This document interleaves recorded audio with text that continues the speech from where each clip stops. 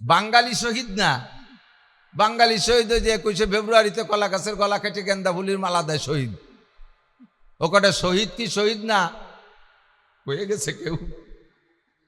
ওই কয়েকজন মারা যাওয়ার পরে, মৃত্যুর পরে তৎকালীন ক্ষমতায় যারা ছিল বাংলাদেশের বড় বড় উলামায়ে কিরামদেরকে ডেকে নিয়ে গেছে, নিয়ে বলছে হুজুর কন্ত আমাকে এই উপলক্ষে যারা মরছে যে ভাষার আন্দোলনে এরা কি শহীদ কিনা বলেন তো। এখন হুজুররা দ্বিমুখী বিপদে পড়ে গেছে। আমরা তো সবসময় পড়ে যাই, কারণ আমরা বিপদে পড়া, একদিকে আপনাকে কাছ থেকে দান পাট কুষ্টা মুষ্টা চাইল খুদ বাস টাস কালেকশন করা লাগে, আবার হক কথা কোয়া লাগে। হক কথা করতে গেলে আপনাকে গায়ে পড়ে, গায়ে পড়লে আবার বাস কালেকশন করতে গেলে আহিয়ালা বাস দিয়ে দেন। এই যে বিপদে পড়ে যাই আমরা। তখন হুজুররা ওই নেতাকে সামনে যায়, এই কয়েকজন শহীদ কি শহীদ না এই বলতে যে থামিয়ে গেছে, চুপ করে বসে রয়েছে। 1-2 ঘন্টা চলে যাচ্ছে। কন হুজুর কন, তাড়াতাড়ি কন, আমাকে কালকেতে দিবস পালন করতে হবে। আর হুজুররা কিছু কয় না। হুজুরকে ভয় হলো যদি শহীদ বলে দেই আর অরিজিনাল শহীদ না হয় তাই তো ও পাশে যে ডান্ডা বেড়ি খাতি হবে। আর যদি শহীদ না এই কই তাহলে ইরা আমাকে ধরিয়ে ডান্ডা বেড়ি দেবে, জেলে ডুববে। কি অর্ব কি কব না কব এই বলে সব হুজুর চুপ করে বসে রয়েছে। তো নেতারা একটু হুজুরকে একজনের সাহায্য করছে। হুজুর, এক নেতা, হুজুর আপনি ভয় পাচ্ছেন কেন? কন কিছু কন। কি কব, আমরা দ্বিমুখী ঝামেলায় আছি। কি আপনাকে ঝামেলা তো বুঝতে পারলাম না। আপনাকে কাছে তো শুনছি যে শহীদের লাশ মাটিতে পচে না, তাই না হুজুর? জি হ্যাঁ, শহীদের লাশ মাটিতে পচে না। তো বলে দেন যে কজনের শহীদ বলতেছে ওই কজনের কবর খুঁজে দেখো, ওরা তো 3-4 মাস আগে মরছে। যদি লাশ পচে তাহলে শহীদ না, না পচলি শহীদ। কয়ে দেন কয়টা লাশ খুঁজে দেও। হুজুররা লাইন পেয়ে গেছে, হ্যাঁ তাহলে লাশ খুঁজে দেখতে হবে, কবর খুঁজে দেখতে হবে, পচলি শহীদ না আর না পচলি শহীদ। নেতারা আপনারা বাড়ি যান, যা করার দরকার আমরা কই নেবানি। হুজুরকে বাড়ি ফাটাই দিয়ে তারপরে তে শহীদ। বাংলাদেশে অনেক এলাকায় ঘুরবেন, আমাদের 7 পাড় বলতে যাবেন, মাঝে মাঝে দেখবেন সাইনবোর্ডে লেখা আছে শহীদ হরিপদ, শহীদ রমেশচন্দ্র। রমেশচন্দ্র কোনোদিন শহীদ হয় না, হরিপদ কোনোদিন শহীদ হয় না। শহীদ হইতে আব্দুর রহমান লাগে, শহীদ হইতে আব্দুর রহিম লাগে, শহীদ হইতে জামাল কামাল লাগে, শহীদ হইতে আব্দুল্লাহ আব্দুল খালেক আব্দুল মালেক লাগে, শহীদ হইতে মুসলমান লাগে, শহীদ হইতে ইমান লাগে। কতক্ষণ তারপরেও যদি কেউ শহীদ হয়, এই শহীদ আর সাহাবা শহীদ কি এক দরে বিক্রি হবে? ওহুদের বদরের সৈনিক, বদরের যুদ্ধ করেছিলেন 313 জন। কয়জন? 313 জন। তার ভিতরে 299 জন ফিরে আসছে, আর 14 জন ওখানে শাহাদাত বরণ করেছে। এই কিছুদিন আগে গিয়েছিলাম, আমার কাছে ছবিতে আছে বদরি শহীদদের একটা প্লারে বদরি শহীদদের 14 জনের নাম লেখা আছে। আল্লাহু আকবার। ওই 14 জনের নামের পাশে দাঁড়াইছি, আমার মনে হচ্ছে যেন আমি জান্নাতের একটা নতুন স্বাদ উপভোগ করতেছি। বুকটা আমার ঠান্ডা হয়ে আসতেছে। মনে হচ্ছে যেন আমি ওখানে দাঁড়ায় যে দোয়া করবে সেই দোয়া আল্লাহ কবুল করবে। যে কয়জন শহীদ হয়েছে তারা তো শহীদ, আর যে কয়জন বেঁচে ছিলেন, খেয়াল করেন, যে কয়জন বেঁচে ছিলেন তাদেরকে আল্লাহ তাআলা কত সম্মান দিয়েছে। যে বদরি সৈনিক যারা বেঁচে আছে, ফিরে আসছে 299 জন। এই 299 জন যদি বদরের যুদ্ধের পরে মরণকাল পর্যন্ত এক ওয়াক্ত নামাজও না পড়ে, তবুও তাদেরকে গুনাহ লেখা হবে না, তবুও তারা বিনা হিসাবে জান্নাতি। এত সম্মানে সম্মানিত করেছে তাদেরকে। আর সেখানে যারা 14 জন শাহাদত বরণ করেছে, তাহলে এই শহীদের মর্যাদা কত বেশি। ওহুদের প্রান্তরে 70 জন শহীদ শুয়ে আছে, সৈয়দুশ শুহাদা, সমস্ত শহীদদের নেতা হামজা রাদিয়াল্লাহু তাআলা আনহু ওখানে শুয়ে আছে। গসিলুল মালাইকা, আরে ভাই এদিক তাকান। আমার বাংলাদেশের যত বড় দামি দামি শহীদ হোক না কেন, কেউরে আকাশে উঠাই নিয়ে ফেরেশতারা গোসল করায় পরে পালকিতে ফাটাই দিচ্ছে, এরকম কোনো দুটি একটা শহীদ আছে নি? কোনো আনে যাকে যাকে শহীদ দিবস তো কতই বানাচ্ছি, দিবস পালন করতেছি, মিনার বানাচ্ছি, কতটা বানাচ্ছি, এক শহীদের এরকম পাই নেই।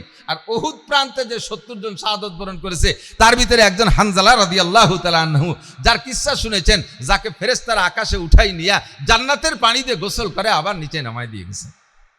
এই 70 জন ওই জায়গায় শোয়া আছে। তাহলে বোঝেন সেই শহীদদের কেমন দাম। হুজুর বলেন, আমার সাথে যারা ওহুদ বদর খন্দকে যাইয়া বিভিন্ন যুদ্ধে যায়, যারা ইসলামের পক্ষে লড়াই করতে করতে শাহাদাত বরণ করেছে, এই রকম শহীদের 100 শহীদের যেই নেকি আমার আখিরি জামানার উম্মত একটা সুন্নতের পর আমল করলে আল্লাহ তাকে সেই পরিমাণ নেকি দান করবে। কারণ আমার সাথে থাইকা আমি নবীর উপস্থিতিতে গলা কাটায় দেয়া যত সহজ।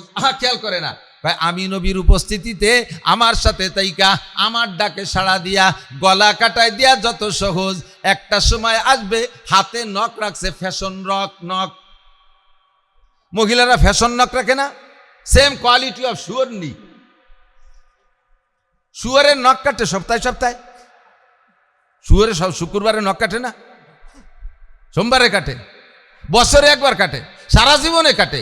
শুয়োরের নখের মতো লম্বা লম্বা নখ রাখবে। আরে সাহাবাই কিরাম, তোমরা আমার সাথে থাইকা গলা কাটাই দিয়া যত সহজ, ওই সময়কার মানুষের হাতের নখ লম্বা রাখছে, এই নখ কাটা অত সহজ হবে না। ওরা নখ কাটতে কইলে দরকারে আত্মহত্যা করবে, তবু নখ কাটবে না। লেখাপড়া বাদ দিয়ে ছেলে মেয়েরা মোবাইল নিয়ে বসে থাকবে। মোবাইলের থেকে ফিরানোর জন্য আব্বা বাবা উস্তাদরা যদি প্রেসার দেয়, তাহলে সে আত্মহত্যা করবে, তবু মোবাইল ছাড়তে রাজি না। আরো ওসিয়াত করে যায়, দোস্ত আমি মরার সময় মোবাইলটা কয়বরে দিয়ে দিস, অনেক দিন থাকবানি বসে বসে একা একা কি এরবানি, মাঝে মাঝে তুই নেট ডুয়ে দিস। গোষ্ঠী শুদ্ধ সামলা চুলি বেলাতে ভাষার বাড়ো ইয়ে ফেরেস্তারা নেট দিয়ে দেবে, জানতে যায় বাংলা ক্ষতি পারলাম না, ভালো আস্তাগফিরুল্লাহ। এই সময় আমল করা বড় কঠিন, সুন্নতের পর আমল করা বড় কঠিন, কতক্ষণ ঠিক না? ছেলেতে যদি দাড়ি রাখে, আব্বার মুখে দাড়ি নাই, আব্বাই ছেলেরে ব্যঙ্গ করে। এরকম ভালো ভালো আল্লাহ আব্বা আছে না? ভালো ভালো আল্লাহ আব্বা না, দামড়া আব্বা। ছেলেতে দাড়ি রাখছে, কলেজে পড়ে স্টুডেন্ট, চরমুনা পীর সাহেবের মুরিদ, জামাতে ইসলামের কর্মী, অথবা দাওয়াত তবলিগের সময় লাগাইছে, দাড়ি রেখে বেলাইছে। আব্বাই ছেলের তুই এই বয়সে দাড়ি রাখছিস, তোর কি দাড়ি রাখার বয়স হয়েছে নাকি? আল্লাহ বলছে যে দাড়ি রাখার বয়স হয়েছে, তাই দাড়ি দিয়েছে, আর ওর আব্বা কয় দাড়ি রাখার বয়স হয়েছে, তাহলে আল্লাহর সাথে মাতুবারি হচ্ছে না? আল্লাহ তো বুঝে শুনেই দাড়ি দিয়েছে। প্রত্যেকটা মানুষ, আমরা জন্মের সময়, আমরা এখানে যারা জন্ম নিয়েছি নিয়মতান্ত্রিকভাবে, আমাদের জন্মের সময় মাথায় চুল ছিল না? চুল নিয়ে জন্ম নেই, কম থাকুক বেশি থাকুক সবার মাথায় চুল। মাতৃগর্ভে 4 মাসের ভিতরে আমার বডি তৈরি হয় নাই, 4 মাসের মাথায় যে বডি হয়েছে এরটুকেরটা, এই এরটুক বডিরে আর 4 মাসের ভিতরে এরটুক পরিমাণ মতো 2.5-3 কেজি বানাইছে। এর ভিতরে 2.5-3 মাসের ভিতরে আমার মাথায় এত বড় বড় চুলও দিয়ে দিছে। যে আল্লাহ তাআলা মাতৃগর্ভে থাকা অবস্থায় মাথায় এত বড় চুল দিতে পারলেন, ওই আল্লাহ তাআলা মাতৃগর্ভে থাকা অবস্থায় একটু দাড়ি দিতে পারতেন না? তো দাড়ি না দিয়ে চুল দিয়েছে, চুল দিয়ে দাড়ি দেয় নাই কেন? চুলের মর্যাদা আর দাড়ির মর্যাদা এক না, চুলের মশলা দাড়ির মশলা এক না। চুলের মশলা হলো জন্মের পরে 7ম দিন চাইছে বেলায় দিতে হবে, আর দাড়ির মশলা হলো এ গজানোর পরে আর খুরকেসি লাগানো যাবে না।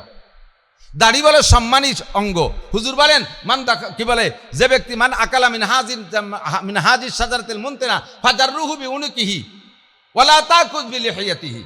হুজুর বলেন, যে ব্যক্তি দুর্গন্ধযুক্ত জিনিস খাইয়া মসজিদের মধ্যে আসে, হাত্তা লাহসান আল বাসাল, তামুক, জর্দা, বিড়ি, সিগারেট, মদ, গাঁজা, ইয়াবা, ফেন্সিডিল, হিরোইন, এমনকি পিঁয়াজ রসুন কাঁচা খাইয়েও যে গন্ধ হয়, এই অবস্থায় যারা মসজিদে আসে, যার রুহু বিউনুকিহি, ওর গলা ধাক্কায় বের করে দাও, ওয়ালা তাকুজ বিলিহিয়াতিহি, ওর দাড়ি ধরবা না। দাড়ি বড় সম্মানী, দাড়িতে হাত দেবা না। বাচ্চা জন্মের পরে 1-2-3 মাস পরে যখন অয়েল ক্লথের পর গড়াগড়ি করা শেখে, একটু শীত হয়, একটু কাইতে, একটু বুট হয়, তাহলে পলিথিনের উপরে অয়েল ক্লথের উপরে বাচ্চা পায়খানা করে দিয়ে সারা গায়ে মাখায়। এরকম বাচ্চা দেখছেন কি দেন নাই? দৈরে মুট করে মুখিও দেয় কি দেয় না? তাহলে মাথার তো চুল চাইছে ফেলাই দিছি, মাথার সম্মান, চুলের সম্মান শেষ। এবার দাড়ি তো কাটাও যাবে না, চাষাও যাবে না, তো পেশাব পায়খানায় যে মাখায় নেবে, দাড়ির যত্ন বুঝবে না। দুধের বাচ্চা, সে দাড়ির সম্মান মর্যাদা বুঝবে না, দাড়ির ভিতরে পেশাব পায়খানা মাখায় নেবে, দাড়ি অসম্মানী হবে। এই জন্য আল্লাহ তাআলা সম্মানী দাড়িটা তার জন্মের সাথে সাথে দেয় নেই। কখন তারে দাড়ি দিয়েছে? যে সময় সে ডাইন বাম বোঝে, বাঁশবাগানে দাঁড়ায় বিভিন্ন দিক হ্যালো হ্যালো করতে বোঝে, কার সাথে কথা ক্ষতি হবে না হবে সব বোঝে, এই সময় ইত্যাদি ইত্যাদি বোঝে। সেই সময় 16-17 বছর বয়স, ওই সময় তারে দাড়ি দিয়েছে। যেহেতু তুমি প্রেম প্রীতি বোঝো, যেহেতু তুমি নারী প্রেম ভালোবাসা বোঝো, দুনিয়ার অনেক কিছু বোঝো, কাজে এখন তুমি দাড়ির সম্মানও বুঝবা। তাই বুঝে 16-18 বছর বয়সে আল্লাহ তারে দাড়ি দিয়ে দিয়েছে। আর 25 বছরের ছেলে দাড়ি রাখছে। আব্বা কয়, তোর কি দাড়ি রাখার বয়স হয়েছে? তা আল্লাহ বুঝিয়ে বা সময় মতো দাড়ি দিয়েছে, আর ওর বাপ কয় যে দাড়ি রাখার বয়স হয়নি। তা আল্লাহর চাইতে 1 লাইন বেশি বুঝিয়ে বেলাইছে না? এই কথা বলার সাথে সাথে বাপ বেঈমান হয়ে যায়। এই মুহূর্তে যেই বাপে দাড়ি রাখে নাই, ছেলেতে দাড়ি রাখলে বাপে যদি ধিক্কার দেয়, তার দাড়ি রাখা সহজ না কঠিন? কঠিন না? কঠিন না তার দাড়ি রাখা? ছেলেতে দাড়ি রাখছে, মাও ছেলেরে ধিক্কার দেয়, তোর আব্বা আজও সাবালে গল না, তুই বুড়ুয়ে গেলি কে? ওর বাপ দাড়ি রায় না বলে সাবালে গল, তুই বুড়ো হয়ে গেলি কে? এই কথা যদি মাতে কয়, তাহলে ছেলের মুখে দাড়ি রাখা সম্ভব? যুবক স্বামীতে দাঁড়িয়ে রেখে বেলাইছে, স্ত্রীতে ঠাট্টা করে, তোমার আমার বর চাচার মতো দেখা যাচ্ছে, দাঁড়িয়ে রাখছে বলে বর চাচার মতো দেখা যাচ্ছে। অন্য কোনো তাই না, চুল দাড়ি কিছু পাকে নাই, খালি রাখি বেলাইছে, তাতেই বলে বর চাচার মতো দেয়। তো হুজুর কয় এই সময় সুন্নতের বার আমল করা বড় কঠিন। এই সময় সুন্নতের বার আমল করলে এক একটা সুন্নতের বিনিময়ে আল্লাহ 100 শহীদের সওয়াব দান করবে। জোরে কন্যা সুবহানাল্লাহ। আমার প্রাণ প্রিয় দোস্ত বন্ধু, হাসির ভিতর দিয়ে সব কথাটা আপনি অর্জন করে নেবেন, মূল জিনিসটা আপনি ধরে নেবেন। কিয়ামতের ময়দানে আল্লাহ তাআলা এক এক সময় এক এক রূপ নিয়ে আত্মপ্রকাশ করবেন। একবার আল্লাহ তাআলা গফফার নামের সাথে, গফফার, আপনাকে ইনার নাম তো আব্দুল গফফার, উনি কিন্তু গফফার না। মোতামেম সাহেব কি আব্দুল গফফার, ওই গফফারের বান্দা। ওনারে খালি গফফার করলে কবিরা গুনাহ হবে, কেউ খালি গফফার করে বললে ডাকবেন না। ওনার মুরব্বী যারা আছেন তারা কেউ ওনাকে গফফার করে ডাকবেন না, আব্দুল গফফার। গফফার কার নাম? জোর হলো না, কার নাম? গফফার। আর আল্লাহর বান্দা হলো আব্দুল গফফার, ঠিক না? তা আল্লাহ তাআলা গফফার নামের সাথে আত্মপ্রকাশ করবেন। আত্মপ্রকাশ করিয়ে এবার গফফার মানে পরম ক্ষমাশীল, পরম ক্ষমাশীল। যে যেভাবে পারে সালে সুতোয় বাহানায়, হুজুর বলছে না লাস্টে 3টে খেসি মারবে, বেলসা মারিয়ে 3 গেড়ই লক্ষ লক্ষ কোটি কোটি কে আল্লাহ পার করে দেবে। এইগুলো কারা? এই চিল্লে এই মাদ্রাসার হুজুর রাখো, শিক্ষক রাখো, এর বসে থাকলে আমাকে এদিক এদিক। কি বলছি? গফফার নামের সাথে আত্মপ্রকাশ করবেন, বিভিন্ন বাহানায় মাফ করে দেবেন। কন্যা সুবহানাল্লাহ। দুইজন রে এরকম দুইজন রে ডেকে নিছে, এই এদিকে আইনি কয় তোকে আমল নামা দেয়া, আমল নামা বের কর, ইকরা কিতাবাকা, আমল নামা খোল। কয় যে আল্লাহ খুলে লাভ নাই, ওর মধ্যে কিচ্ছু নাই। নামাজ নাই, রোজা নাই, হজ নাই, জাকাত নাই, টুপি নাই, দাড়ি নাই, পাগড়ি নাই, ফরজ নাই, ওয়াজিব নাই, সুন্নত নাই, মুস্তাহাব নাই, তাহাজ্জুদ নাই, ইশরাক নাই, আওয়াবিন নাই, চাষ নাই, একবারে ঢিলা নাই, কুলুক নাই, দস্তারখান নাই, মেসাক নাই, কুনুতে নাই, টুপি নাই, পাগড়ি নাই, তবলিগ নাই, চরমুনাই নাই, মসজিদ নাই, মাদ্রাসা নাই, তিলাওয়াত নাই, জিকির নাই, ফিকির নাই, কিচ্ছু নাই। সুদ আছে, ঘুষ আছে, চুরি আছে, ডাকাতি আছে, নুচ্ছমি আছে, জারি আছে, যাত্রা, করসা, গাজির গান, কোনো যাত্রা, আরো যা যা সব আছে। দেহে লাভ নাই, তুমি যেভাবে মাফ করতেছো ওইভাবে যদি মাফ করো তাহলে করো। ইয়ার আল্লাহদের কড়ি সামনে এসে গড়ই পড়ছে। বুখারী শরীফের হাদিসের তরজমা বলছে। এই দুইজনের ডাইকে বলবে অত আল্লাহদে মাফ করি না, আমল নামা দেখাও। কয় যে বললাম তো আল্লাহ কিছু নাই। যখন দেখছে যে সত্যি আমল নামায় কিছু নাই, এই ফেরেশতারা ধর, ধমক দিছে। এবার ওই দুইজনের কয় ধরো, জাহান্নামে যা, সর সামনে তো, জাহান্নামে যা। বলার সাথে সাথে একজন দৌড় মারছে জাহান্নামে যাওয়ার জন্য, আর আরেকজন দাঁড়ায় রয়েছে, বেহা হইয়ে দাঁড়ায় রয়েছে, ও যায় না। আল্লাহ যাইতে কয় তাও যায় না। যে চলে যাচ্ছে তারে আগে ফিরেছে, যে ও যদি জাহান্নামে লাফ দিয়ে পড়ে তাতে আবার একটা উঠোন, একটা ঝামেলা।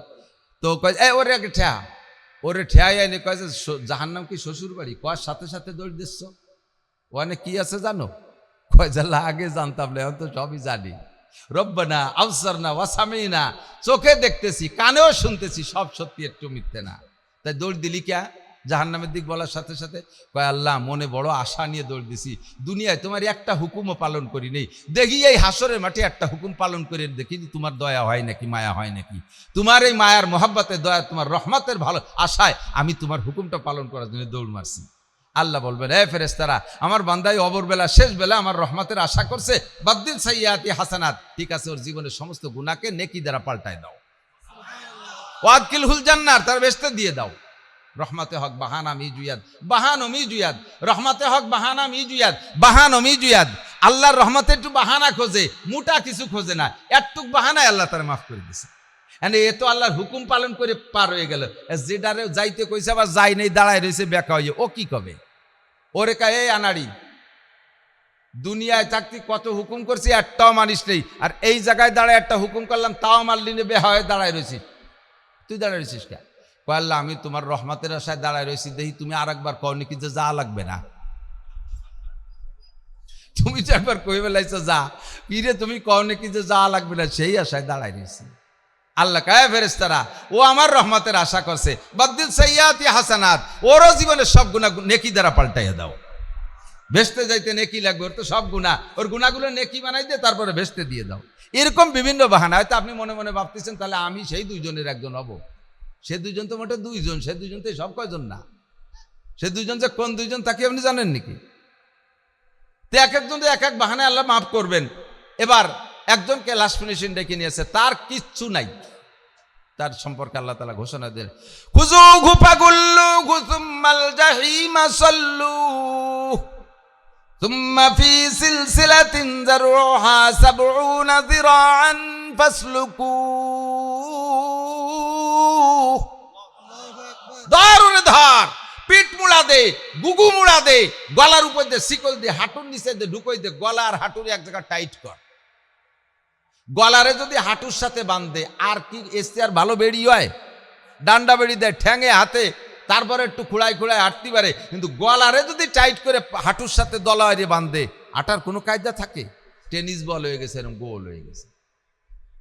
ফেরেশতারা টান দিয়ে জাহান্নামের দিকে নিচ্ছেন। রহমাতে আলম নবী মুহাম্মদ রাসূলুল্লাহ সাল্লাল্লাহু আলাইহি ওয়াসাল্লাম পাশে বসে তাকাচ্ছে। নামটা আবার মুসলমান নাম। নামটা কি? মুসলমান নাম। বুঝে আসতেছে মুসলমান। কোনো দিক দিয়ে হুজুরে তারা সুপারিশ করার কোনো স্কোপ পাচ্ছেন না। লাস্টে দেখে যে ওই লোকটার মুখে দাঁড়িয়েছে। এবার সে আবার কথা বলে, এইগুলো কানে আসলে আমি কথা বলতে পারি। আল্লাহ, এদিক তাকান ভাই। নবী আলাইহিস সালাম চাইতেছে যে কোনোভাবে আমার এই উম্মতকে পার করানো যায় নাকি।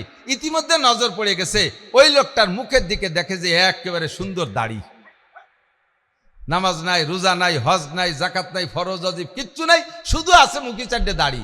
যে লোকটা জীবনেও স্লিপ করে পশ্চিম দিক পড়ে না, আষাঢ় খালিও উল্টো দিক পড়ে, ঈদের দিনও বোর সাথে মারামারি বাদে এই দিন নামাজ পড়ে নাই, বাপের জানাজার দিন সেদিনও বাগানে দাঁড়ায় দাঁড়ায় বিড়ি খাইছে,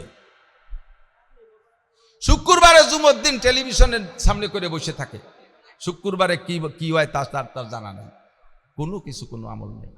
এই লোকটার মুখে দাড়ি, এ কি সুন্নতের নিয়েতে দাড়ি রাখা লোক? ও আন্তর্জাতিক খ্যাতি সম্পন্ন কিরপিন, দাড়ি কাটতে পয়সা লাগে, সেই বয়সে দাড়ি কাটি নাই, তাই ধুয়ে দেশে রয়ে গেছে। এ দাড়িও তার সময় মতো কাজে লেগে গেছে। এবার মুখে দাড়ি দেখে হুজুরটা রব্বি আল্লাহ আল্লাহ কয়েকটা ডাক দিছে। আল্লাহ ফেরেশতারা দাঁড়াও, আমার দোস্ত ডাক দিল কেন, কি যেন পাইছে। কি দোস্ত? কয় আল্লাহ, বান্দা তোমার নাফরমানি করছে, তোমার দোজকও তোমার, অর্ডারও তোমার, তোমার অর্ডার মিস করার মতো কেউ নাই, দোজকে সে যাবেই যাবে, তোমার বান্দারে তুমি দোজকে দিয়ে দাও। তবে আল্লাহ, তোমার বান্দার মুখে আমার সাইডে সুন্নত দেখা যাচ্ছে, আমার এই দাড়ি যেন আগুনই পড়ে না। আমি নবীর সুন্নতি দাড়ি তার মুখে দেখা যাচ্ছে। আল্লাহ মেহরবানি করে দাড়ি কটা খুলিয়ে রেখে তোমার বান্দা তুমি দোজকে দিয়ে দাও, আমার দাড়ি আমার সুন্নত একটু খুলিয়ে রাখো, দাড়ি শহরে দোজকে দিতে হবে। আল্লাহ কয় না, তাও হয় না, তা তো হয় না, তাহলে তো তুমি মিথ্যেবাদী হয়ে যাও। কিভাবে আমি মিথ্যেবাদী হব? কেন তুমি হাদিস কইছো না উম্মতরে, তামুতুনা কামা তাহয়াউন ওয়া তুহশারুনা কামা তামুতুন, তামুতুনা কামা তাহয়াউন ওয়া তুহশারুনা কামা তামুতুন। জীবন যাপন তোমার যেমন হবে, মরণ তোমার তেমন হবে। মরণ হবে যেই চেহারায়, হাসর হবে সেই চেহারায়। মরণ হবে যেই ফিগারে, হাসর হবে সেই ফিগারে। ও তো জীবন যাপন করছে দাড়ি নিয়ে তার মরণ হইছে। হাসরে যদি তার দাড়ি আর তার বডি আলাদা করে ফেলাই, তুমি রাসূল মিথ্যাবাদী হইয়া যাও। কাজেই মুখ থেকে দাড়ি সরানো যাবে না। নবী পাক সুযোগ পাইয়া আরো টাইট করে দাঁড়াইলেন, আল্লাহ কোনো মতে আমার সুন্নতি দাড়ি যেন জাহান্নামের মধ্যে না দেখি, তোমার বান্দারে পোড়াই বা জ্বালাইবা, আমারও জায়গা কোনো অভিযোগ নাই, আমার দাড়ি যেন সুন্নতি দাড়ি যেন আগুনে না যায়। এবার আল্লাহ পাক রব্বুল আলামিন বলবেন, হে ফেরেশতারা, দাড়ি যেখানে দাড়িওয়ালাও সেখানে, দাড়ি যেহেতু জাহান্নামে যাবে না, দাড়ি যেহেতু আগুনে পড়বে না, দাড়ি দিয়ে জান্নাতে দিতে হবে। কাজেই দাড়ি যে জায়গা, দাড়িওয়ালাও সেই জায়গা, দাড়ির ওসিলা আমার বান্দার সব গুনাহ মাফ করে জান্নাতে দিয়ে দাও। দোস্ত কাজে লাগবে একদিন, এই শিখে উড়োই দিও না। দাস্তা বাকারায়াত গরচে বসা সারে মার, রেখে দাও, কাজে লাগবে যদিও সাপের মাথা। দাড়ি কটা রেখে দাও, বয়সই দেখায়, বয়সই এখন দেখাইতে পারে, তবে এই বয়সটা অনেক দিন টেকসই হবে। দাড়ি রাখলে, দাড়ি যত কাটবেন তত পাকবে তাড়াতাড়ি। দাড়ি কাটলে দাড়ির উপরে যে প্রেসার পড়ে, এতে দাড়ি পাকে তাড়াতাড়ি। আজকে একটু আগা বেরোনোর সাথে সাথে সাদা সাদা ভাব হয়ে যাচ্ছে, পাকতেছে তো দমাদম করে, চাইছিয়ে ফেলতেছেন, দেখতে দিচ্ছেন না। হঠাৎ করে একদিন ভাইজান আব্দুল কাইম সাহেবের কাছে ধরা পড়ে গেছেন, উনার কথায় দাড়ির জন্য দাড়ি রাখার সিদ্ধান্ত নিয়ে ফেলাইছেন। সরমুনার হুজুরের কাছে বায়াত হয়ে গেছেন, দাড়ি রাখার সিদ্ধান্ত নিয়ে ফেলাইছেন। এতদিন দাড়ি কাটে কেটে খোকা ছিলেন, চাচা হওয়ার বয়তে দাড়ি রাখেন নাই। দাড়ি রাখলে চাচা কয়, বৌতিও চাচা কয়। যেই বয়তে চাচা হওয়ার বয়তে দাড়ি রাখেন নাই, আজকে হঠাৎ করে দাড়ি রাখিয়ে ফেলাইছেন, আর চাচা হওয়ার সুযোগ পাবেন না, 100 দাদা হয়ে যাবেন। ফকাফক সাদা দাড়ি, সাদা সাদা দাড়ি মুখিতে বেরোয় পড়ছে, আর চাচা ক্লাসটা আপনি পার করতে ওই 100 পার হয়ে গেছে, চলে গেছেন, 100 দাদা হয়ে চলে যাবেন। এখন এই দাড়ি রেখে দেন, পাকবে দেরিতে, অনেক দিন পর্যন্ত চাচা হয়ে থাকতে পারবেন। খুকার থেকে একটানে চলে যাবেন। বাকি দাড়ি রাখার ভিতরে সম্মানও পাওয়া যায়, দাড়ি কাটার ভিতরে অসম্মানী। কথা বলেন, একবার বয়স 50, এ ভাই দাড়ি রাখে না, প্যান্ট শার্ট টাইকট পরে একেবারে ইয়াং সাজিয়েছে, আর একবার বয়স 25, আপন দুই ভাই, দুই ভাইয়ের মধ্যে এরকম বয়সের পার্থক্য হয় না? বড় ভাইয়ের বয়স 50, ছোট ভাইয়ের বয়স 25, ছোট ভাই মৌলানা এত বড় দাড়ি রাখছে, দুই ভাই একসাথে কাশিয়ানির বাজারে যে দেখেন কাপড়ির দোকানে, খুব ভিড় দোকানের ভিতরে, দুই ভাইয়ের সাথে দোকানদার কি আচরণ করবে? বড় জন রে তো যুবক যুবক দেখা যাচ্ছে, অল্প বয়সী মনে হচ্ছে, দোকানদার বড় জন রে কয়, ছেলে পেলে সরিয়ে দাঁড়াও। আর ছোট ভাইয়ের কয়, কাকা আপনি চেয়ারে বসেন। বড় ভাইয়ের বয়স 50, তারে ধাক্কায় কয়, এই ছেলেরা নিচেই দাঁড়া। আর ছোট ভাইয়ের বয়স 25, তারে দাড়ির ওসিলায় সম্মান দিয়ে চেয়ারে বসায় দেয়। দুনিয়াও যেমন আখেরাতে এরকমই হবে ইনশাআল্লাহ। চারটে দাড়ি রাখা যাবে না? দাড়ি ইমানের ঢাল, আইসে গেছে একটু কয়ে যায়, তারপরে ওয়াজের দিকে যাবে, এখনো যাইনি ওয়াজের দিক, খেয়াল করেন। দাড়ি হলো ইমানের ঢাল, প্রত্যেকটা সুন্নত ইমানের ঢাল।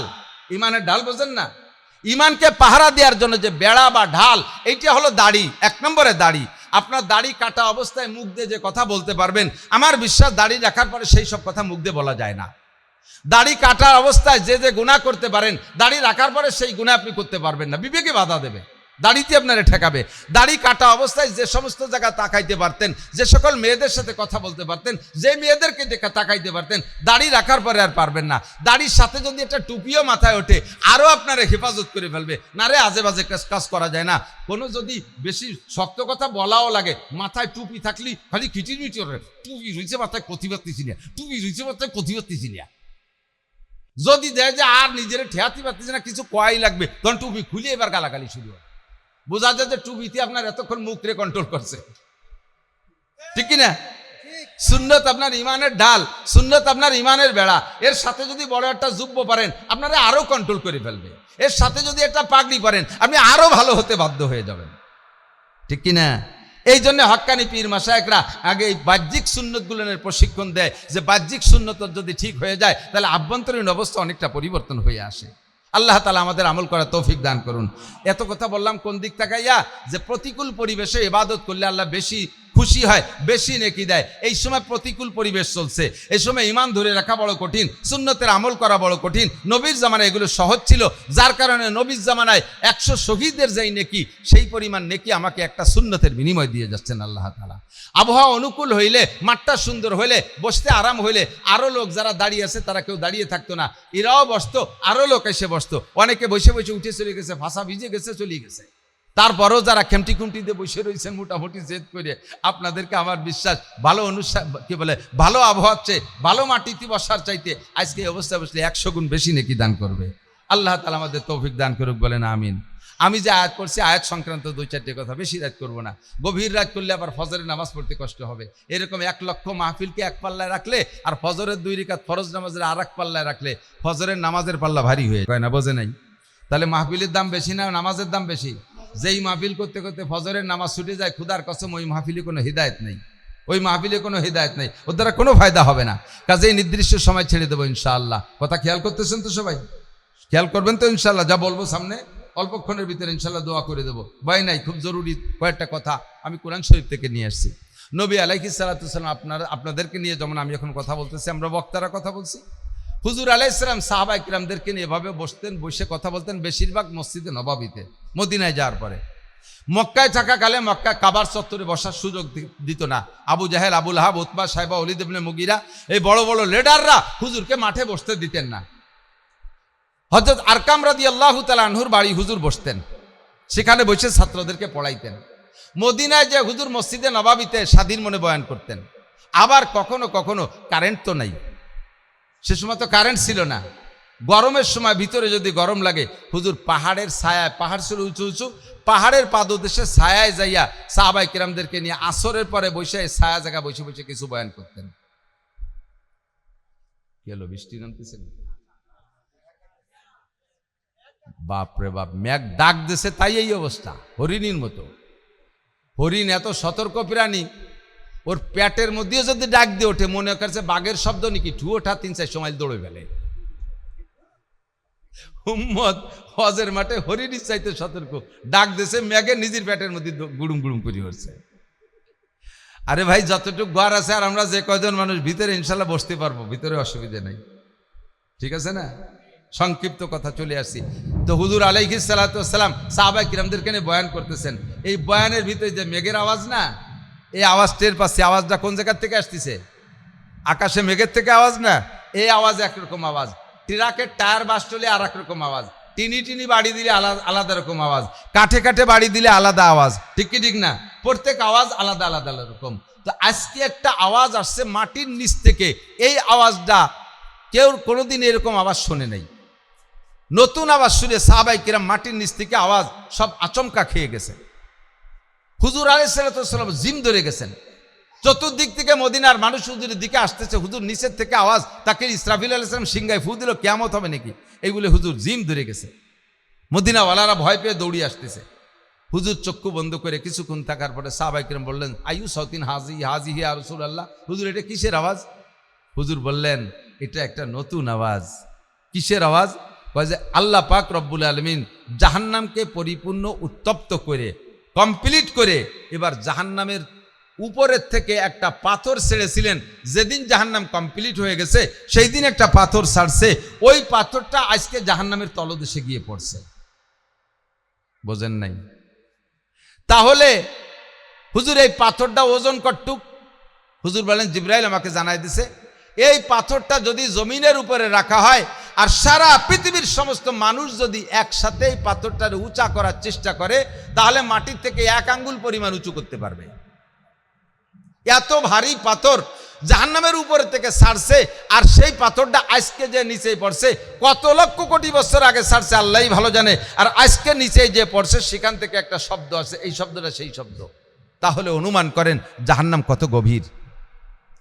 সাহাবায়ে কেরাম শুনিয়ে তাদের তো দিল নরম, কান্নাকাটি শুরু করে দিয়েছে। হুজুর, তাহলে জাহান্নামের এই গভীর, এত গভীর জাহান্নাম, জাহান্নামের উপরে যারা থাকবে ভাসমান, তারা কোনো না কোনো ভালো মানুষের নজরে পড়বে, হক্কানি উলামায়ে কিরামের নজরে পড়বে, পীর মাশায়েখদের নজরে পড়বে, জান্নাতি প্রথম কাতারের মানুষের নজরে পড়বে, নবী রাসূলদের নজরে পড়বে, সুপারিশ করে তারা তাদেরকে জান্নাতে নিয়ে যাবে।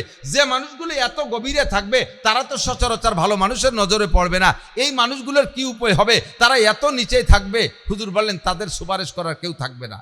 সাহাবায়ে কিরাম পাগল হয়ে গেছে, হুজুর তাহলে এত গভীরে কারা থাকবে? হুজুর একটু কন, আমরা কি অত নিচেই থাকবো নাকি? হুজুর বলেন, লা তাহজানু ওয়ালা তাখাফু, তোমরা টেনশন করো না, তোমরা ভয় পেও না, ওই জায়গা থাকার মানুষ আছে আলাদা। কয় তারা কারা? হুজুর বললেন, কুরআন শরীফের আয়াত পড়ে শুনে দিলেন, ইন্নাল মুনাফিকিনা ফিদ দারকিল আসফালি মিনান নার। কাফেররাও অত তলে থাকবে না, কাফেররাও তো নিচেই থাকবে না, কাফেররাও মাঝখানে থাকবে, কাফেররা অন্য জাহান্নামে থাকবে, আর মোমেন যারা জাহান্নামে যাবে তারা ভাসমান উপরে উপরে থাকবে।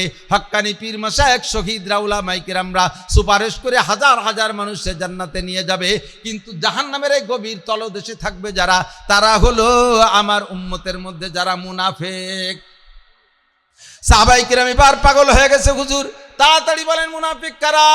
আনাহনু মুনাফিকিন, আমরা কি মুনাফিকদের দলভুক্ত নাকি একটু বলেন। হুজুর মুনাফিকের আলামত কি, মুনাফিক চিনার উপায় কি? হুজুর বলেন, আয়াতুল মুনাফিকে সালাসা, এই কথাটাই সকলের স্মরণীয়, একটু নড়বেন না। হুজুর বলেন মুনাফিকের আলামত 3টা, এই হাদিসের মধ্যে বলেন মুনাফিকের আলামত 3টা। বলেন তো মুনাফিক থাকবে কোন জায়গায়? জাহান্নামের সবচাইতে তলদেশে। জাহান্নামের তলদেশ কত গভীরে একটু আন্দাজ করছেন? ওই পাথরটা যে আজকে মাত্র পড়লো, সেখানে লক্ষ লক্ষ কোটি কোটি বছর পরে এত ভারী পাথর যেই জায়গা গেছে সেই জায়গাটা জাহান্নামের কত তলদেশ, ওই জায়গা পড়ে থাকবে মুনাফিকরা। হুজুর বলেন মুনাফিকের আলামত 3টা। 1 নম্বরে ইজা হাদ্দাসা কাযাবা, মুনাফিক কথায় কথায় মিথ্যা কথা বলে। মুনাফিক চিনার 1 নম্বর আলামত, মুনাফিক মিথ্যা কথা বলে। আকাশে মেঘ ডাকতেছে যে কোনো সময় নেমে পড়তে পারে, বিদায় ভালো করে চাবাতি পারতেছি না, দমাদম গিলে সারতেছি। একটু খেয়াল করেন। 1 নম্বরে মিথ্যাবাদী মুনাফিক, 1 নম্বরে মিথ্যাবাদী। সাবধান থাকবেন, কে কোন জায়গা মিথ্যা কথা বলেন, যার যারটা তার জানা আছে। 1 নম্বরে মিথ্যাবাদী মুনাফিকের আলামত। ইজা হাদ্দাসা কাযাবা, 2 নম্বরে ওয়াইদা ওয়াদা আখলাফা, যখন ওয়াদা করে তা খিলাফ করে, ওয়াদা করে খিলাফ করে। দোকানের থেকে কেনাকাটা করে, দোকানের থেকে বাকি কেনে, ডেট দেয় শুক্রবারে এসে দেব, বছরের মধ্যে আর শুক্রবার হয় না, ওই দিন আর পরিশোধ হয় না। মানুষের কাছে লেনদেন করে, টাকা পয়সা কর্জ লেনদেন করে, একটা নির্ধারিত টাইম দেয়, সেই টাইমের মধ্যে টাকা দেয় না, বছরের পর বছর ঘুরায়। এমন করে বিভিন্ন জায়গা, যত জায়গা আছে ওয়াদা করে, ওয়াদা খিলাফ করে যারা, তারা 2 নম্বর মুনাফিকের আলামত। 3 নম্বর হুজুর বলেন ওয়াইদা তুমিনা খান, মুনাফিকের 3 নম্বর আলামত হলো মুনাফিকের কাছে কিছু আমানত রাখলে তা খেয়ানত করে। মেম্বার ওয়ার্ডের আমানত খেয়ানত করে, জনগণের টোন মারে, মন মারে, ভিজিএফ কাট মারে, তাদের বিভিন্ন সুযোগ সুবিধা মাইরা দেয়, আমানতের খেয়ানত করে। মেম্বার সাহেব ইউনিয়নের আমানতের ইউনিয়নের খেয়ানত করে চেয়ারম্যান সাহেব, সিটের আমানতের খেয়ানত করে এমপি সাহেব, মন্ত্রণালয়ের আমানতের খেয়ানত করে মন্ত্রী মহোদয়, প্রাইম মিনিস্টার দেশের আমানতের খেয়ানত করে, প্রেসিডেন্ট দেশের আমানতের খেয়ানত করে। আরে যারা যে জায়গা আছে, স্কুলের প্রধান শিক্ষক স্কুলের আমানতের খেয়ানত করে, কলেজের প্রধান শিক্ষক ক্যাশিয়ার যে কলেজের আমানতের খেয়ানত করে। যারাই আমানতের খেয়ানত করে তারাই মুনাফিক। মসজিদের ক্যাশিয়ার মসজিদের ক্যাশ মারিয়ে দেয়, যে টাকা উম্মতে জানে না ওনার কাছে কালেকশনে আসছে, মানুষে না জানলে সেইটা তিনার হইয়া যায়। মাদ্রাসার বড় হুজুর, মাদ্রাসার মুহতামিম মাদ্রাসার টাকা মাইরে দেয়, কোন জায়গা থেকে কিভাবে তার কাছে আসে জনগণ জানে না। দেনেওয়ালা আর আল্লাহ আর কালেক্টর দুইজনে জানে। ভালো করে মনে রাখবেন, আমানতের টাকা মারিয়ে খাওয়া, আমানতের খেয়ানত করা হারাম, হারাম হারাম হারাম। আল্লাহু আকবার। চুরি করা যেমন হারাম, ডাকাতি করা যেমন হারাম, রাস্তায় পাওয়া জিনিস যেমন পরের জিনিস ব্যবহার করা হারাম, আমানতের খেয়ানত করা তার চাইতে জঘন্য হারাম। আর হারামে কোনোদিন আরাম নাই। হারাম হলো রাইফেলের গুলির মতো। রাইফেলের গুলি খা রুগী দেখছেন কেন জানি না। বাংলাদেশ স্বাধীনতা যুদ্ধে সবচাইতে বাংলাদেশে শেষে স্বাধীন হয়েছে বাইঠে বেড়া না।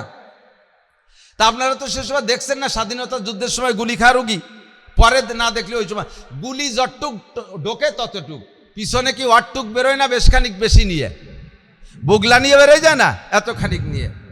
এ হলো হারামের স্বভাব। মাঝে মাঝে কই আকাশে মেঘ ডাকতেছে, সবার মন রয়েছে অন্য দিকটা কি কব অসমা।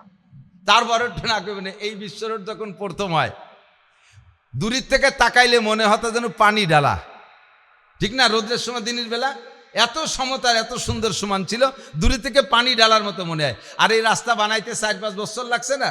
আমি ওই সেই সময় মালা মাদ্রাসা একদিন মাহফিলে আসবো, তার রাস্তায় গাড়ি ঘোড়া কিছু নেই, মাহফিল হবে কি হবে না এই সন্দেহ রয়েছে। সন্ধ্যার সময় কয় জি হুজুর মাহফিল হবে, এনে আসবো কিছু ভরি রাস্তা তৈরি করে খুঁচা। তারপরে বাড়িতে ব্যানারটা নিয়ে রওনা দিছি, আমাকে বিজয় ভাষা পর্যন্ত আইসি কোনো মতে। বিশ্ব রোডে উঠার পরে আর ব্যান চালানো গেল না, ব্যান আলাও ব্যান ঠেলে, আমিও ঠেলি, দুইজনে ঠেলিয়ে নিয়ে আইসি এই জায়গা। আসার পরে আমার সারা গা লাল হয়ে গেছে রাস্তার কুয়ার দুলোতে। ওরা কয় যে দূর কিসে আছে, আমাকে ব্যানে আইসি। এই অবস্থা বলি তো ব্যানে আইসি বলে তো এই অবস্থা। ব্যানালাও ঠেলছে, আমিও ঠেলছি। 5 বছর ব্যানালারা এরকম চালায়, শান্তি পাইনি। যখন রাস্তা ছাড়িয়ে দিয়েছে, তেল হয়ে গেছে, তখন প্রথম কি চালাতো মনে আছে? আমি ফুকরতে বাড়ি যাব, উঠছি এক ভ্যানে, গোপীনাথপুর ওই ফাঁকায় গেলে আমি কই তুই যেভাবে চালাচ্ছিস, হঠাৎ ব্রেক করা লাগলে কিন্তু সর্বনাশ, তাহলে কিন্তু তোর এ যে ব্রেক ঠেয়াতে পারবি না, অ্যাক্সিডেন্ট করবানি। ও কয় যে হুজুর দেখেন আর হাসপাতাল পর্যন্ত ফাঁকা দেওয়া যাচ্ছে, এর মধ্যে ব্রেক করবো কে? আমি নিরিবিলি বসে থাকেন, 5 বছর চালাতে পারিনি, কাজা কাপ্পারা আদায় নিচ্ছি, একটু বরান বুড়ি চালাতে। এই চালাতে দুম চাপে চালা, হঠাৎ করে ব্রেক করে ফেলাইছে। মানে আমি বলা শেষ করতে না করতে ব্রেক করা ছাড়া এমন ভাবে ব্রেক করছে, আমি জোর করে দৌড়িয়ে থামায়, আমি মোটামুটি ঠেকে গেছি, পড়ি নাই। ও ব্রেক করে থুয়ে লাভ দিয়ে নামিয়ে পিছনের দিক দিয়ে রাস্তার পারে যেন সৌ মাইরে কি ধরলো, দৌড়ে ভকেটের মধ্যে ডুয়ে যাই থুয়ে, এবার ব্যান ঠেলে, সে সাথে চলে না। আমি কই চালা, কয় আরে হুজুর সর্বনাশ, আর মনে হয় হবে না চালা। ও পিছনের দিক দিয়ে আর একটা ভ্যান পাই নাকি আমার উঠে দেয়, আমি কই চালা, কয় না হুজুর আর চালানো যাচ্ছে না। কি হয়েছে? কয় ব্রেক ভাঙ্গে চাকার মধ্যে ডুয়ে গেছে। তো তুই এরকম মরা ব্রেক কেন করলি? কি জন্য ব্রেক করলি? লাভ দিলি, দৌড় দিলি, পিছনে সৌ মারলি, কি ধরলি? কয় যে হুজুর দেই যে 10টা টাকা ফেলানু, চিন্তা করলাম যে কেউ না তো কেউ নেবে, তাই আমি তাই আনতি, যে কি যে সর্বনাশ হয়ে গেছে। এই যে এই ব্রেক লাগাতে 300 টাকা লাগবে হুজুর, আর এই বেলার কামাই তো সব শেষ। 10 টাকা ঢোকছে রাইফেলের গুলি, হারাম টাকা, পিছনতে 300 টাকা নিয়ে বেরোয় চলে গেছে। যত হারাম, মসজিদের হারাম খাবেন, সন্তান নষ্ট হবে, নিজের রোগে ব্যাধিতে পড়বেন, মাদ্রাসার হক মেরে খাবেন। যে যেখানে আছেন না কেন, আমার পকেটে 5 টাকার নোট আছে, আমার মাদ্রাসার টাকা, এই যে আমার মানি ব্যাগ। মানুষ আর ঠাট্টা রেখে, হুজুর এত টাকা মারেন, মানি ব্যাগ কিনতে পারেন না। আমি চেষ্টা করতে যাবার আল্লাহ পয়সা করে দিলে একটা মানি ব্যাগ কিনবো ইনশাআল্লাহ। এই মানি ব্যাগের এক পাশে মাদ্রাসার টাকা থাকে, এক পাশে আমার টাকা থাকে। 5 টাকা যদি এর ভিতরে মাদ্রাসার আছে, আমার কাছে 5 টাকা বাংটা নাই, 500 টাকার নোট আছে। দোকানের থেকে পান খাবো, আল্লাহর কসম আমি মাদ্রাসার 5 টাকা দিয়ে পান খাইলে খাইতে পারি, পরে ওই 5 টাকা দিয়ে দিলেও দিতে পারবো। আমি ওই 5 টাকা দিয়ে পান খাই না। আমি আমার 500 টাকা বাঙ্গায় আমি পান খাবো, তুমি মাদ্রাসার 5 টাকা খাবো না। প্রতিষ্ঠানকে বড় করার জন্য শতভাগ আমানতদারি থাকতে হবে। এ দুনিয়ার মানুষকে, দুনিয়াকে আল্লাহ তাআলা চালায়, দুনিয়াকে আল্লাহ তাআলা চালায়। আল্লাহর যে গুণ আছে, প্রতিষ্ঠানের একজন মানুষের ভিতরে আল্লাহর একটা গুণ থাকতে হবে, তাহলে প্রতিষ্ঠান বড় হবে। আল্লাহ হাজার কোটি কোটি মানুষকে খাওয়ায়, কোটি কোটি প্রাণীরে খাওয়ায়, আল্লাহ কি খায়? কথা কয় না, আল্লাহ খায়? আল্লাহ খায়? আল্লাহ যদি খাইতো তাহলে আমাকে এত খাতি দিত না। আল্লাহ খাইয়ে যায় থাকলি চারটে খাতাম, নালি না খাতাম। প্রতিষ্ঠানকে বড় করতে হলে প্রতিষ্ঠানের একজন মানুষ বড় হতে হবে, যার ভিতরে আল্লাহর এই গুণটা থাকতে হবে। উস্তাদরা খাবে, ছাত্ররা খাবে, বাবরচিরা খাবে, স্টাফে খাবে, আমি খালি খাবো না। যদি প্রতিষ্ঠানের প্রতিষ্ঠাতা, যদি প্রতিষ্ঠানের পরিচালক খেয়ানত করনেওয়ালা হয়, তার হাতে প্রতিষ্ঠান জীবনও হবে না। স্কুল বলেন, কলেজ বলেন, ইউনিয়ন বলেন, ওয়ার্ড বলেন, দেশ বলেন, মাদ্রাসা বলেন, মসজিদ বলেন, যে কোনো প্রতিষ্ঠান বলেন, খেয়ানত করলে হবে না। এটা মুনাফিকের আলামত। ওয়াইজা তুমি না খান, আমানত রাখলে সে খেয়ানত করে বসে। 3 নম্বর, বসো শোনা, আকাশে মেঘে দেশে বৃষ্টি, তার বাঙ্গাবো কি? আর বলের করতে পারলাম না, একটু গুড়া ধরাই দিলাম। 4 নম্বর আলামত হলো মুনাফিকের আলামত, ওয়াইজা তাকাল্লামা ফাজারা। এদিক খেয়াল করেন, মুনাফিকের আলামত তাকাল্লামা ফাজারা, যখন কথা কয় কথায় কথায় গালাগালি করে, কাজানি দেয়। এরকম কিছু আল্লাহওয়ালা লোক আছে না? মসজিদিতে নামাজ পড়ে বারোয় 7 দোকানে, তাও হাঁটার মতো কাজাতি কাজাতি যায়। কথার ফাঁকে ফাঁকে সালাতের মতো দুটিয়ে কথায় একটা বকানি, দুটিয়ে কথায় একটা বকানি, এবং এমন লজ্জাজনক শব্দ উচ্চারণ করে, লজ্জাই লাগে। বাপে মেয়ের সামনে এমন লজ্জাজনক ভাষা দেয়, নারীদের শরমগাহ উচ্চারণ করে বাপে মেয়ের সামনে বকানি দেয়, ছেলেতে মার সামনে নারীদের শরমগাহ উচ্চারণ করে বকানি দেয়। হুজুর বলেন, আমি মেরাজের রাত্রে যে জাহান্নামের ভিতরে এক শ্রেণী মানুষকে দেখি, তাদের মুখের আকৃতি নারীদের শরমগার মতো। জিজ্ঞেস করলাম, জিব্রাইল এরা কারা? জিব্রাইল বলে, হুজুর এ সবই আপনার উম্মতের পিকচার আপনাকে দেখানো হচ্ছে, এগুলো সব আপনার উম্মতের বাস্তবতা।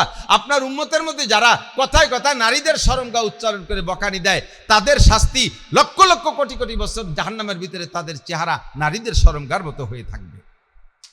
যারা কথায় কথা পুরুষের শরমগাহ উচ্চারণ করে বকানি দেয়, তাদের 2টা চোখ থেকে 2টা পুরুষাঙ্গ বেরিয়ে আসবে।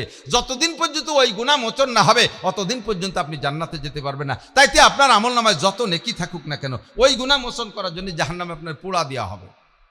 আর এই নারী পুরুষের শরমগাহ উচ্চারণ করে বকানি, এটা বাংলা ভাষায় বাঙালিরা বলে। প্রত্যেক জাতি যার যার ভাষায় এ কথাটা বলে থাকে। এ কথাটা সব জাতি, একেবারে আমেরিকা থেকে জাপান পর্যন্ত বিশ্বের যত জাতি আছে, প্রত্যেকে রাগ করলে নারী পুরুষের শরমগাহ উচ্চারণ করে বকানি দেয়। আস্তাগফিরুল্লাহ, আস্তাগফিরুল্লাহ, লজ্জার ব্যাপার। আপনি জবানকে কন্ট্রোল করেন। ওই যা তাকাল্লামা ফাজারা, কথায় কথা গালি দেয়। সবচাইতে বেশি বেকায়দা হলো মহিলাকে নিয়ে। মহিলারা, পুরুষরা অনেকক্ষণ পর্যন্ত, মানে পুরুষরা বেশিক্ষণ বকাবকি করে না, 2 সাইডে গালির পরে পুরুষরা হাতের আমল শুরু করে দেয়। কিলে কিলি ঘুষো ঘুষি বাড়ি বাড়ি একটা কিছু করে টরিয়ে অল্পের মধ্যে সেরি বাড়ি চলে যায়। আর মহিলারা এই পচা কথা 3-4 দিন পর্যন্ত এক ঝগড়া টাইনিয়ে নেয়। আজকে সকালেতে শুরু হচ্ছে, সন্ধ্যে পর্যন্ত ঝগড়া হয়ে মোটামুটি আজকে রাসর শেষ করে আবার সকালে উঠে আবার শুরু করে দেয় সেই জায়গাতে। এইভাবে যে ওয়াকত্ব ভাষায় গালাগালি কাজাকাজি করে, হুজুরকে এটাও মুনাফিকের আলামত। 5 নম্বর মুনাফিকের আলামত হলো, মুনাফিক মসজিদে যায় সবার পিছে আর বেরোয় যায় সবার আগে। মুনাফিকের মসজিদের মধ্যে ভালো লাগে না, 4 দোকানে ভালো লাগে, কোনো মতে সালাম ফিরেতে যে দেরি। আল্লাহু আকবার। যার যদি মসজিদে তবলিগি জামাত আসে, এলান দেয়, ভাই একটা দিনই জামাত আসছে, নামাজের পরে সবাই বসবেন, সুন্নতের পরে এখানে কিছু ধর্মীয় আলোচনা হবে। এমনি দিন যদিও 2 মিনিট বসে, এলান দিলি বসে, সেদিন বসেই না, সব যায় 4 দোকানে। আরে ভাই, মসজিদের ভিতরে জায়গা ভালো না 4 দোকানে ভালো? কথা কয় না। মসজিদের মধ্যে টাইলস আছে, 4 দোকানে কয় দোকানে টাইলস আছে? মসজিদের ভিতরে বিড়ির গন্ধ নাই, 4 দোকানে বিড়ির গন্ধ আছে না নাই? মসজিদের মধ্যে স্যাপ কাশ নাই, 4 দোকানে স্যাপ কাশ, পাকা পাকা পান খাওয়া কাশ, অর্ধেক সাদা অর্ধেক লাল। এই যে আদা কাঁচা কাশ সব 4 দোকানে। আর বিড়ির ভাষা তো রয়েছেই পাইকারি ধরে, তার মধ্যে কেশর মাটি। তার ভিতরে সাফাতি ফেলাইছে, সে যে কি বাথরুমের মধ্যে মতো দেখা যাচ্ছে, সেই জায়গা সকাল থেকে রাত 11টা পর্যন্ত বসে থাকতে ভালো লাগে, মসজিদ ভালো লাগে না। এটা মুনাফেকের আলামত। এটা কার আলামত? জুমার দিন মসজিদে সবার পিছিয়ে আসে মুনাফেক, আর সালাম ফিরানোর সাথে সাথে সুন্নত না পড়েও দৌড় মারে। এটা হলো আয়াতুল মুনাফেক। হুজুর বলে মুনাফেকের 5 নম্বর আলামত। আল্লাহ তাআলা জাহান্নামের ওই গভীর তলদেশে যেন আমাদেরকে জাগা না করে, আর সেই জায়গা যাইতে যে 5টা গুনাহ, এই 5টা গুনাহ থেকে আল্লাহ আমাদের বাঁচার তৌফিক দান করে, বলেন আমিন।